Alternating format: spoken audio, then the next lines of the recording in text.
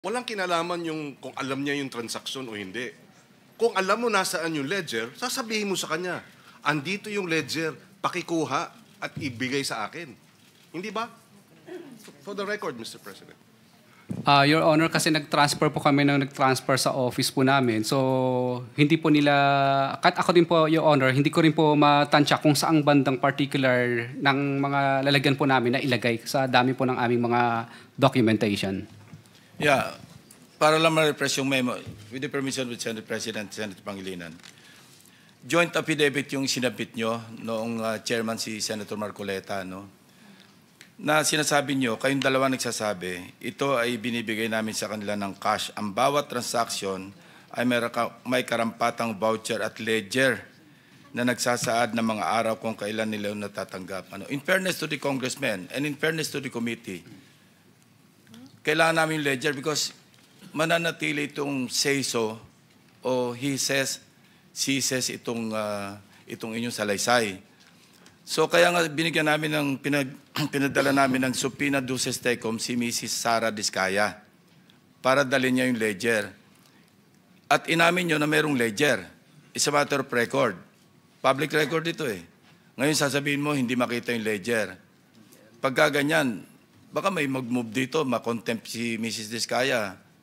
Magkakasama kayo sa detention center, sa detention cell. Kasi maliwanag, hindi naman ikaw lang nagsabi na may ledger eh. Dalawa kayo. Kasi nga sinumpaan sa salaysay ito eh. Your Honor, ang binasa lang po ng misis ko doon sa affidavit po ng una ay hanggang ano lang po, paragraph 15 lang po. Hanggang doon lang po siya nagbasa kasi doon lang po yung... We will excuse you. Sasamahan ka ng Sergeant at Arms para kunin yung ledger and we will wait for you. Mr. Chair, if I may add. Yes, Senator Pangilinan. Yes, yun ang ginawa natin kay Mr. Hernandez. Ipinakita niya na gusto niyang puntahan yung kanyang opisina o kung saan man yung bahay para kunin yung mga dokumento. At si Mr. Diskaya should be able to do the same. Yeah. Pareho na kayong dalawa, mag-asawa. Pa-escorta namin kayo sa OSAA para magtulong kayong hanapin yung ledger. Kasi kayo rin, sa inyo rin ang galing na mayroong ledger. Mr. Chairman, yes, if I may add. Well, Mr. Diskaya, nakakulong na po kayo. Nabanggit na nga po ni Chairman na baka isama na rin po si Mrs. Diskaya. Dahil mukhang nagbibigay ka ng kung ano-anong palusot para hindi mailabas yung ledger. Yun ang dating sa amin sa komite. So sana, kung ayaw ninyong makulong pati si Mrs. Diskaya, yun na ang paraan. Sumunod na lang at ibalik dito yung ledger, kung maaari. Mr. Chair, with the permission of the Senate President. Yes, yes. I just wanted to find out what happened to the ledger. So I give up on my time, Mr. Chairman. Mr. Chair, I share the concern of the Senate President na ni-reiterate ni Senator Pangilinan, ni-reiterate din ng Chairman. At ngayon, kaya nila sinabi na i-excuse kayo, Ms. Diskaya, para kunin yung ledger na yan. I just wish to reiterate, Mr. Chair, na sa pagkuha at pagsumite nila ng ledger sa ating komite, kasama po explicitly yung listahan ng mga proyekto nila mula 2016 hanggang 2022 na hiningi ko po nung nakaraang hearing. Top contractor po, Mr. Chair, mga kasama ang St. Gerard Corporation or Construction sa dating administrasyon. Pero ang sinumite nila, yung mga proyekto lamang kasama ang DPWH para sa Alpha and Omega lamang. Hindi rin po sinumite yung mga proyekto na sakop ng mga joint venture agreements, yung mga JVAs, kasama yung iba pang mga contractors. And that kind of sanitized list, Mr. Chair, would give us nothing. Lalong papatunayan lamang ng mag-asawang Diskaya na hindi sila nakikiisa sa Blue Ribbon Committee na mapanagot at maparusahan yung mga dapat managot at maparusahan. So I request the Chair to include explicitly in his ruling regarding Ms. Diskaya a reiteration of this request for them to submit yung pong listahan ng mga proyekto nila kasama ang DPWH, kasama po yung mga joint venture agreements ng lahat ng mga kumpanya nila, St. Gerard, Alpha and Omega at iba pa mula sa mga taong 2016 hanggang 2022.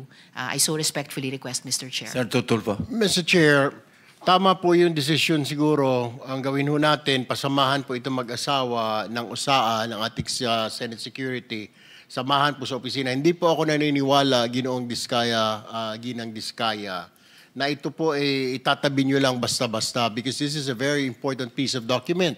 Noong una po kayo nandito, sinabi po ninyo, may listahan kayo. Kaya nga po, meron po tayong listahan ng mga mababatas na inimbitahan po natin because nabanggit po ninyo.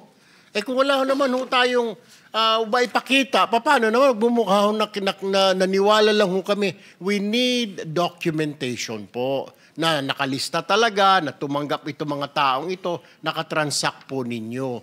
So yun po. And I believe and I hope ito po hindi basta-bastang papeles. Ito po ay dokumento. Nabanggit na ho ninyo. Alam nyo, important document po yung ledger na yun. Kaya hindi nyo po pwedeng, hindi mo alam, naglipat kayo ilang beses.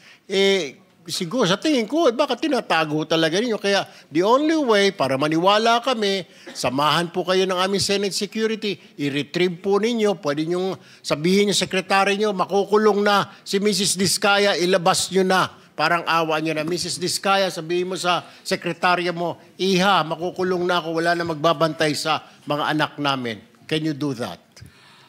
Your Honor, upon my advice of my lawyer po, okay po, wala pong problema. Pero po, baka hindi po lahat siguro dahil syempre, Whatever is isa-isahin available, po, okay kung lang. ano po ang available na pwede ko pong makuha kaagad. Okay. Mr. Chairman, sorry. Pero yung ledger, dapat lahat.